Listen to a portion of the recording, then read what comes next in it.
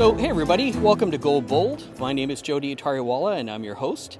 And today we are at Canadian Forces Base Comox, and we are with Lieutenant-Colonel Francois Fasquelle, who is the commanding officer of 442 Squadron, which is based here at Comox.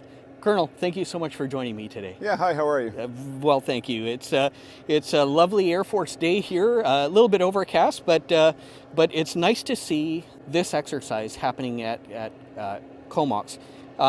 So we're here for SAREX 2024, and you guys are the host unit for this exercise. The exercise has been paused for a while, but it's been resurrected, and you guys have the honor to be the first to host it in a long time. What has brought the exercise back to life?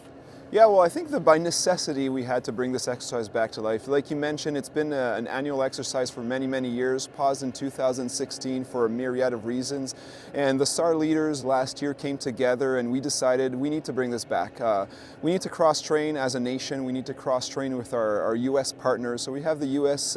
Navy, the U.S. Coast Guard, and all the search and rescue units across Canada here congregated together in Comox. The reason why we brought it to Comox is because it offers a variety of operational environments. We have, as you know, the mountains, the coastal mountains, the Rockies, and the Pacific Ocean, as well as the Georgian Strait around Vancouver Island. So we're able to have all the crews train in all different types of operational environments. Yeah, it's a beautiful setting for it.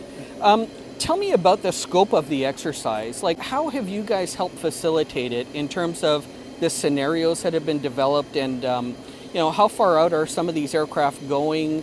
Some of the setup for what these crews from across Canada and the U.S. are experiencing.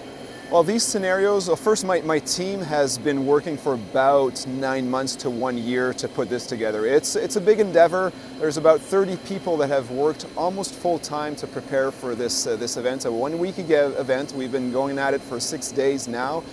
Today is the closing capstone event, which we can talk later.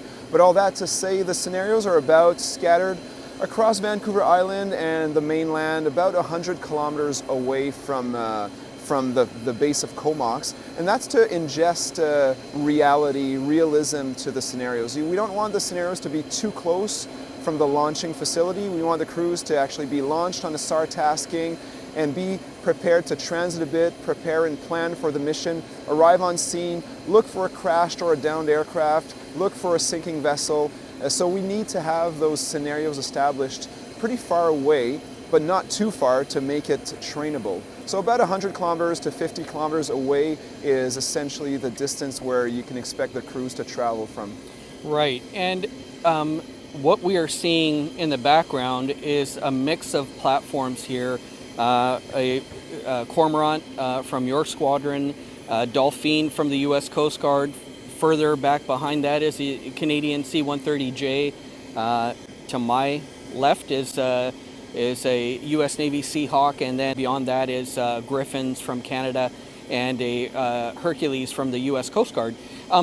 Talk to me about being able to do this kind of a mixed rotary and fixed wing scenario, because not all bases have both, right? No, that's correct. But so in Canada, our concept of operations for search and rescue usually involves a fixed wing asset and a rotary wing asset. So because the country is so big, we cover from the Pacific to the Atlantic and up in the Arctic. So typically on a given SAR tasking, a real mission, we'll have the fixed wing aircraft tasked.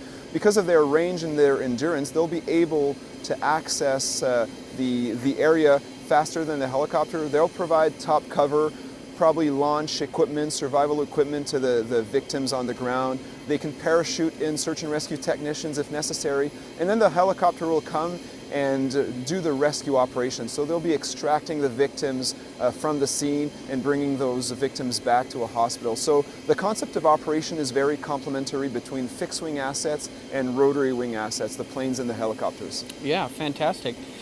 Are there any types of new technology or capabilities that are being exercised or trialed perhaps during this exercise? Yeah, well actually the Kingfisher, the C-295 Kingfisher is our next fixed-wing search and rescue platform.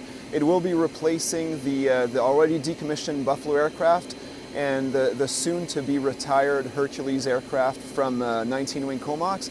This aircraft brings a myriad of modernized search capability. It has a search radar, it'll have an electronic an electronic search and EOIR, so infrared cameras and visual cameras. So this week it's been participating in SAREX in an informal way because it's still under operational test and evaluation phase.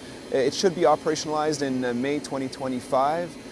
But we've seen great success this week with the Kingfisher flying over top of these scenarios and actually finding all the victims that are on the ground in a couple of minutes. So it's nice to see that we're being modernized with search capability. Yeah, absolutely. There was a recent announcement that a new piece of kit called CASSAR is now in operation with the SAR community. I believe here at Comox, perhaps elsewhere in the country. Talk to me a little bit about that so viewers get a sense of what that is and how that will help you in your role for search and rescue. Yeah, CASSAR is essentially, it's an acronym, but what it comes down to, it's a mobile phone detecting system. So some of our aircraft already have that in place, and the new Kingfisher as well as the upgraded Cormorant helicopter that we will get in a few years will also be employing that type of technology. And what it is, just to keep it very simple, it's a mobile phone detecting system. It creates a mobile cellular tower. So even if a victim is out of cellular range, as long as they have a cell phone in their pockets or somewhere on their person or in their vicinity, and they have battery life remaining in their cell phone, we will be able to find them if the phone is turned on, because that technology is able to detect a cell phone anywhere in the country and anywhere on the planet, even without a cell phone coverage. Right, very interesting. So as we close out, what is the future of this SAR exercise? What is it going to be an annual event, and will it come back to Comox? Yeah, the intent is definitely to bring it back as an annual event. Like I said, it's always been an annual event, so we're going to bring it back as an annual event. Comox was the first place to host it in 8 years. The intent next year is going to have it elsewhere in Canada. We're going to be rotating from bases, whether East Coast, West Coast, Central, or the Arctic. So you can expect National SAREX to be 2025 somewhere probably on the East Coast or Central Coast, and then come back perhaps to Comox in a few years. Wonderful. Well, Colonel, thank you so much for taking the time to speak with me. This has been a wonderful exercise from everything I've seen. Very professional, a lot of participation, and I think one of the really great things about it is that there is international participation. So yeah, I wish you well for the squadron, and looking forward to the next iteration. Excellent. Thank you. Have a good day. Thank you very much, Colonel.